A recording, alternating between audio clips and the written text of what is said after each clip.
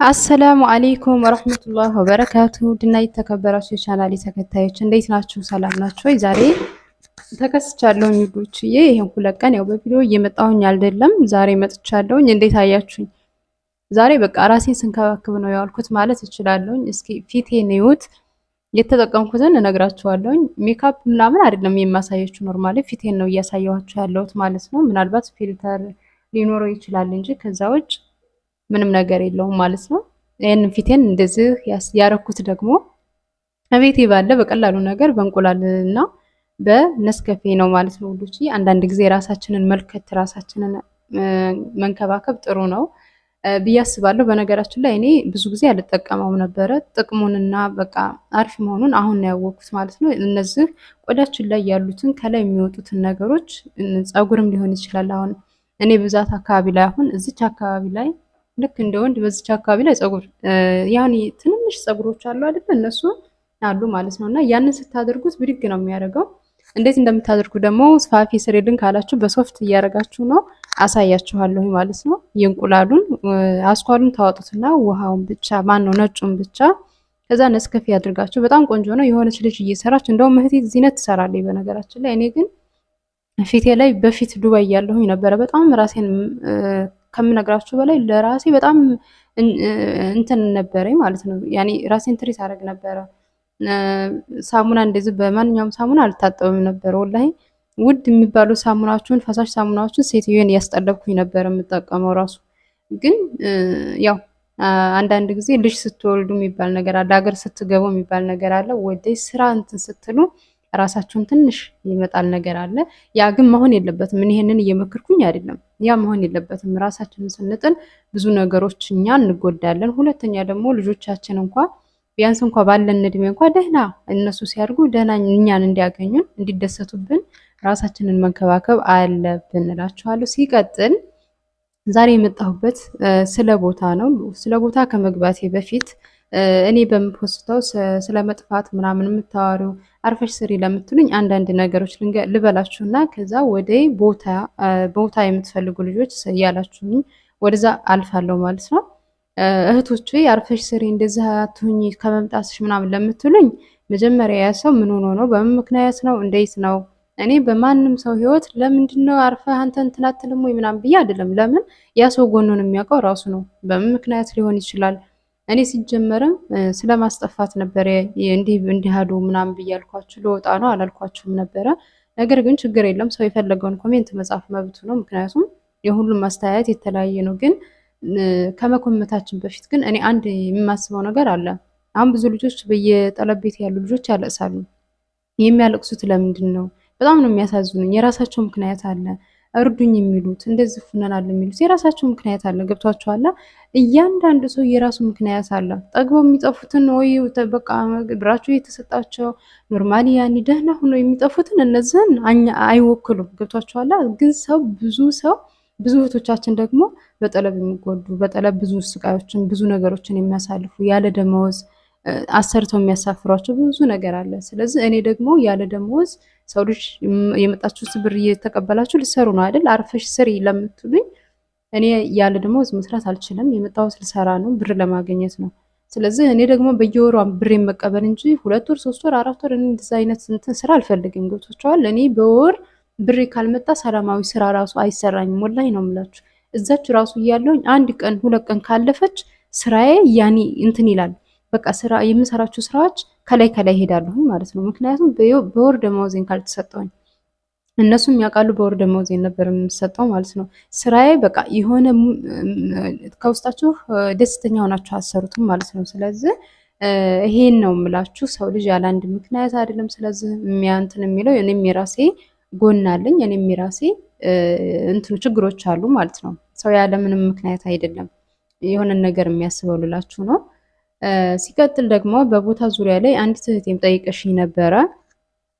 ስለ ቦታ ፋፍዬ እስከ 1.2 ህጋዊ ቦታ ታገኝልኛለሽ ፈልጊልኝ ብለሽኛል። በዚሁ አጋጣሚ እንኳን ህጋዊ ቦታ ቀርቶ አይደለ አሁን ላይ ህገወጥ ኮምቦልቻ ላይ ውድ ናቸው ቦታዎች ማለት ነው። ሰው ምክንያቱም ወደ ኮምቦልቻ ነው የየትኛውም ሀገር ሰው እየመጣ የሚሰፍረው ውዶች፣ የአንድ የምነግራችሁ ነገር እና እንደዛ ስለሆነ ነው መሰለኝ ኮምቦልቻ በጣም የቦታ ውድነት አለ። በጣም ቦታ ውድ ነው እና እንደውም ይሄ በዩኒቨርሲቲው አካባቢ ቦታዎች በጣም ርካሾች ናቸው። በጣም አሪፍ ዋጋ ህጋዊ የሆነ ካርታና ፕላን ያለው ወደኛ ሰፈር ብትሄዱ ያሉ ካርታና ፕላን ያሉ ቦታዎች 5 ነጥብ 4 ነጥብ ወይ በቃ ከ4 ነጥብ በላይ ናቸው። 4 ነጥብ 5 ነጥብ እስከ 6 ነጥብ ከዛ በላይ ናቸው። እኛ ሰፈር ምሪት ማለት ነው፣ እኔ ያለሁበት ምሪት። እሑድ ግን በዩኒቨርሲቲው የሚባለው በአዲስ አበባ መውጫ ማለት ነው። ዩኒቨርሲቲውን አለፍ ትሉና ከዋናው የአዲስ አበባ መውጫ ከመንገዱ በታች ገለል ብላችሁ ትገባላችሁ። በዛ አካባቢ ያሉ ቦታዎች አሁን ህጋዊ ካርታና ፕላን ይወጣላቸው ናቸው በአሪፍ ዋጋ እንደየቦታ አቀማመጥ 20 ሜትሮ ላይ ከሆነ ብሩ ይጨምራል። በ10 ሜትር ማለት በውስጥ ለውስጥ ማለት ነው። የ10 ሜትር ትልቅ ነው እንግዲህ የ10 ሜትር መንገድ ማለት ነው።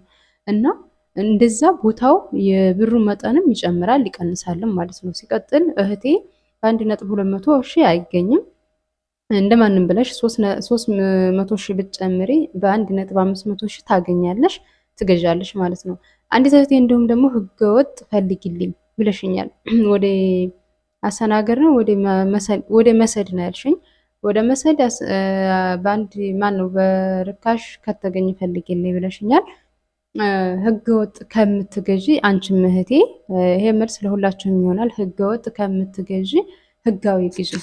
ለምን አሁን ህገወጡ ራሱ ቢያንስ እንኳን ብትገዙ 800 ሺህ 1 ነጥብ ነው የምትገዙት። ይሄንን ደግሞ ህገወጥ ላይ ከምትገዙ በማንኛውም ሰዓት እናንተ ብር ካላችሁ ህጋዊ ከያዛችሁ መስራት ስለምትችሉ በ1.500 ሺህ በዛ አካባቢ በዩኒቨርሲቲው አለፍ ብላችሁ ቪዲዮውን ለቅቅ ያለው አካባቢውን ብታውስ ጽድት ያሉ ቤቶች እየተሰሩበት ነው። በዛ ያሉትን ቦታዎች ብትገዙ ተጠቃሚ ትሆናላችሁ። እኔ ልንገራችሁ፣ አንዲት እህቴ ያለች እዚህ ትከታተለኛለች፣ እርግጠኛ ነኝ። እንደውም ባለቤትሽ ይርዳቸውና ወንድሜም ቤት ይስሩልኝ ብላ ልትሰራ እንዳለች ያው ሳይሳካላት ቀረ። እኔም ወደዚህ መጣሁኝ። አሁን እየሰራችሁ ነው ቤቷን ይች እህቴ ማለት ነው።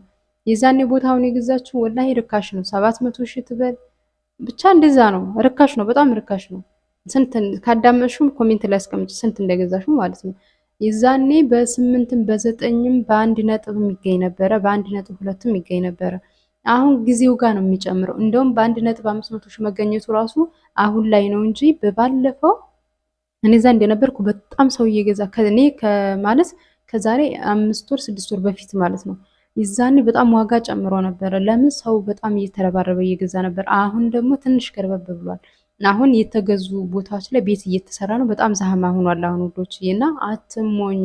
ብር አስቀምጣችሁ ለከሌ ባጃጅ ከሌ እንትን እያላችሁ አትግዙ። ራሳችሁ ምንድነው የምታደርጉት እናንተ? ቦታችሁን ገዝታችሁ በማንኛውም ሰዓት ሂዳችሁም መጥቼ እሰራለሁ ካላችሁም እናንተ ደግሞ እዛ በማንም ስም አታድርጉ። አንድ የምነግራችሁ ነገር ባዶ ቦታውን ስትገዙት ኖርማሊ ዝም ብላችሁ ነው ገብታችኋል። ፍርርም ምናምን ትፈራረማላችሁ እንጂ በስማችሁ አታድርጉትም። ለምን ሰርቪስ ከሌለው ማለት ነው። ስለዚህ እናንተ ምንድነው የምታደርጉት? ሀገር ትገቡና ሰርቪስ ትንሽ አቅማችሁ ከቻለ ቤታችሁን ሰርታችሁ በስማችሁ ታዞራላችሁ። ቤቱን የመስራት አቅም ከሌላችሁ ደግሞ 10 ቆርቆሮ ትሰሩና በስማችሁ አርጋችሁ አረብ ሀገር ትመጣላችሁ። እናንተ ያኔ የመስራት እንትን ያላችሁ ማለት ነው። ከዛ ከመጣችሁ በኋላ ቤታችሁን ግጥም አርጋችሁ ትሰራላችሁ። ህገወጥ ላይ መስራት አትችሉ፣ ምን ማድረግ አትችሉ፣ ምንም አይሰራላችሁም። ህገወጥ ላይ አትግዙ ማለት በፊት ነበረ። ለምሳሌ እኔ የገዛሁት 200 ሺህ ነው ቦታዬን። አሁን የት እና የት ነው? እና በዛን ሰዓት ውድ ተብሎ 200 ሺህ ይዛኔ 200 ሺህ በጣም ውድ ነው ውዶች። እና ሁሉም በጊዜው ነው።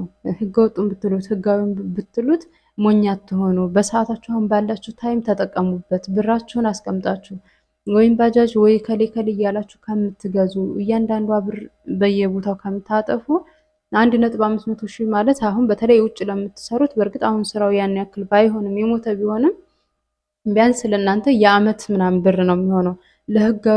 ለህጋዊ ግን 2 አመት ነው ያንን ቦታ የሚገዙት ማለት ነው ሰርተው። እና ለህገ ወጦቹ ውጭ ላይ ለሚሰሩ ደህና ደመወዝ ላለው እንደኛ በ2 በ3 በ5 የምትሰሩት አይደላችሁም። ከዛ በላይ ሻል ያለ የምትሰሩ ልጆች ግን እወቁበት። በአንድ አመት ብራችሁ ቦታችሁን ግጥም አድርጋችሁ ህጋዊ ቦታ ትገዛላችሁ ማለት ነው። አንድ አመት ማለት ደግሞ እኔ እንኳን ወላሂ ቀላል ነው። እኔ ከመጣሁኝ እንኳን 2 ወር ከሳምንት ሆነኝ ማለት ነው። አትቁጠሪ ብላችሁኛል፣ አልቆጥርም። ግን ያው አጋጣሚ ሆኖ እንትን ስል እቆጥረዋለሁኝ የደመወዜን ጊዜ እንትን ስትል ማለት ነው፣ ስታልፍ እቆጥረዋለሁኝ። እና ጊዜው ቶቶሎ ነው የሚሄደው። እና ጠንካራ ጎበዝ መሆን አለባችሁ። እስካሁን ቦታ ያልያዛችሁ በእምነት ደረጃም ሊሆን ይችላል፣ ቤተሰብ አላደርግላችሁም ብሎ ሊሆን ይችላል።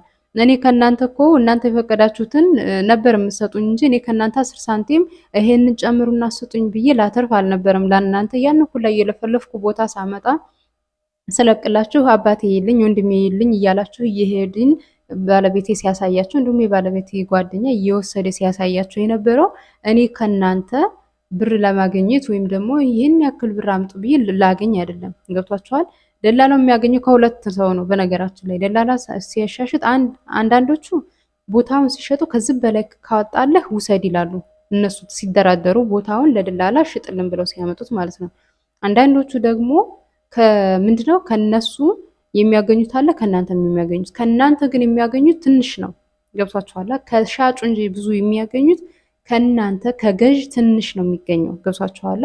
ስለዚህ እናንተ በዛ አይነት መንገድ እንዳትሄዱ ነው የምላችሁ። ተጠቃሚ ነው የምትሆኑት፣ እንደውም ወላሂ ተጠቃሚ ነው የምትሆኑት። እና ብዙ ጊዜ ሰውን ግዙ፣ ይሄን አድርጎ ይሄን አድርጎ ሲባሉ የሆነ ሳንቲም ከነሱ በቃ እኛ የምንለወጥበት እኛ የምናገኝበት ምናምን ነው የሚመስላቸው አብዛኛውን ሰው ማለት ነው። አሁንም ባላቸው ሰዓትም በማንኛውም ጠሪቆም አሁን እኔ ስላልኩኝ በእኔ ግዙ እያልኳቸው አይደለም። በማንኛውም መንገድ ይሁን በማንኛውም ቦታ ይሁን በማንኛውም እንትን ታማኝ ሰውና ጎበዝ ካገኛችሁ ቤተሰባችሁን የሚገዙላችሁ ከሆነ ግዙ።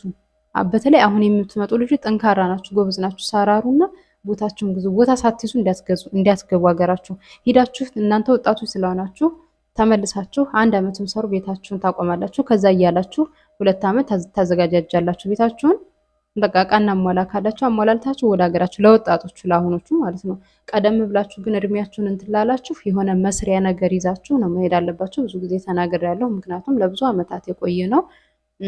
ምንም እንትን የለንም ወላሂ ነው የምላችሁ። እኔ ለምሳሌ ወልጄ በመምጣቴ በጣም ደስተኛ ነኝ። በልጄ ይደሰታለሁ። ላልወለዳችሁ ደግሞ ይሄን ያህል አመት ብዙ አመት ኑራችሁ እኔ ወላሂ ልጅ ባላችሁ በጣም እደሰታለሁ ከምነግራችሁ በላይ ማለት ነው። ልጅ በሌለባችሁ ደግሞ ለምን ማንም አይሆንም በጣም ማዝናለሁ። በተለይ በስደት ላይ ሀገራችሁ ላይ ሆናችሁ ችግር የለውም። በስደት ላይ ሆናችሁ ግን ለሰው እየተኖረ በቃ ያኔ ለራሳችሁ ደስታ ሳይኖራችሁ ይሄንን አስቡት። እኔ ከመጣሁኝ በፊት ለማንኛው ብዬ ምናምን አሁን ስሰራ ይችን 2 ወር እንኳን ልጄን አትዝም የምትለኝ ለልጄ ነው የማስበው። ገብቷችኋል? መቼም ልጅ ያላችሁ ይሄን ታውቁታላችሁ ስሜቱን። በተለይ ከዚህ ሂዳችሁ ወልዳችሁ ተመልሳችሁ ስትመጡ ምናምን አብዛኛዎቻችሁ እንደዛ ናችሁ። የኔ ተመሳሳይ ነው የያዛችሁት እና ያለውን ደስታ እናንተ ታውቁታላችሁ። እና ያልወለዱት ደግሞ ለማንኛው ነው ምናምን እያሉ ሁልጊዜ ራሳቸው እንዳማረሩ ነው የሚኖሩት ማለት ነው። እና ለመውለድ ሞክሩ፣ ለማግባት ሞክሩ።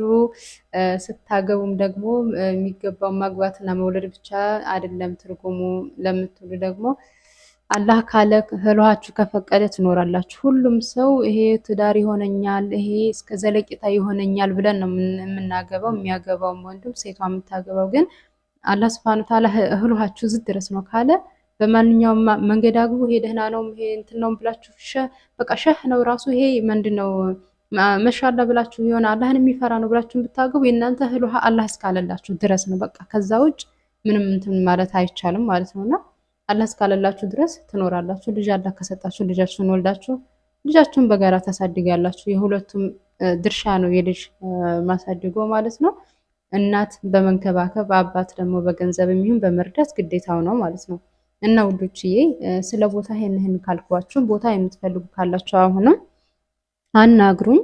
ግን ገዥ ከሆናችሁ ፋይልን ፈልጊልን የምትሉ ሳይሆን እውነተኛ ገዥ የምትሆኑ ማለት ነው። ምክንያቱም ምን አሁን ይውላችሁ እዚህ ቦታ ላይ እንደዛ አይነት ቦታ ይፈልጋሉ ብዬ ብል እነሱ ትራንስፖርቱን ነው የሚያስቡት። እዛ ገብቷቸዋል። የሄዱ ሰው አገራችን ላይ ትራንስፖርት በጣም ከባድ ነው። በነገራችን ላይ እኔ እጄ ላይ ብር ካለ በትራንስፖርት ነው ብር የምጨርሰው። ያኔ የሆነ ነገር ገዝቼ ሳይሆን በትራንስፖርት ነው የምጨርሰው። ከዚች እዚህ ለመሄድ 20 ብር 30 ብር ምናምን ነው የምትከፍሉት ማለት ነው። እና ስትወጡ ስትገቡ በቀን ምን ያክል እንደምታጠፉ ደግሞ አስቡት። እንኳን እነሱ ከዛ ወደ ዩኒቨርሲቲ አካባቢ ወይም ደግሞ ወደ ላይ ባሉበት ቦታዎች ላይ ለመንቀሳቀስ ከርቶ ከተማው ውስጥ እዛችሁ እንትን ነው ማለት ነው። ይሄ ብር ደግሞ ኢትዮጵያ ላይ ታውቃላችሁ እንዴት እንደሚገኝ ከሀገራችን አንጻር ከስራው አንጻር ያኔ እዚህ ሆነን ነው እንጂ የሚቀለን እዛ ስንሆን ደግሞ ትንሽ ይከብዳል ማለት ነው። ያኔ ስላየሁት ስለኖርኩበት ነው። እና ከተመቻችሁ ቦታ ትክክለኛ መግዛት የምትፈልጉ ካላችሁ እስከ 1.500 ሺህ እስከ 1.600 ሺህ ይገኛል ብዬ ተስፋ አድርጋለሁኝ ብሎኛል የባለ ጓደኛ ማለት ነው። መግዛት የምትፈልጉ ትክክለኛ ገዥ አናግሩኝ። በዩኒቨርሲቲው አለፍ ብላችሁ ከአዲስ አበባ መውጫ ከወደታች ገለል ብላችሁ ትንሽ ተዳፍታችሁ ነው ቦታዎች የሚገኙት ማለት ነው። በሌላ ቪዲዮ እስከምንገናኝ ሼር ላይክ አድርጎ አሰላሙ አለይኩም ወራህመቱላሂ ወበረካቱ። በዚሁ አጋጣሚ ፊቴን ያው እንዴት እንዳያችሁት ኮሜንት ላይ አስቀምጡልኝ ማለት ነው። እናንተም ተጠቀሙት። አጠቃቀሙን ከፈለጋችሁ ደግሞ እሰራላችኋለሁ። አሰላሙ